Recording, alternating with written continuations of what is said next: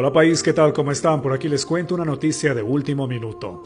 Un medio a nivel nacional pudo acceder a los archivos con las declaraciones de qué pasó el pasado 8 de diciembre cuando fueron detenidos por miembros de la Fuerza Aérea Ecuatoriana y luego puestos en libertad los 4 adolescentes de las Malvinas, ciudad de Guayaquil. En este archivo se detalla quiénes y cómo participaron y sobre todo, lamentablemente, quién dio la orden de ejecutar a los 4 menores. Y se revelan más datos. Un hombre sí llamó a los familiares a pedir $2,000 para entregar a los adolescentes y al niño completamente sanos. Sin embargo, al ser de escasos recursos económicos, solo depositaron 300 en la cuenta de una mujer.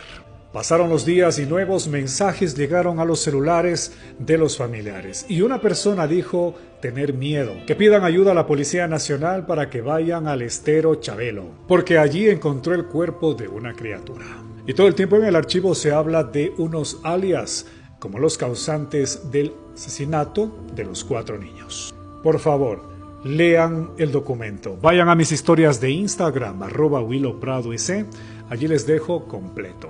Y compartan muchas veces este video. Vayan a mis historias de Instagram, @WilloPradoIC. Allí nos vemos.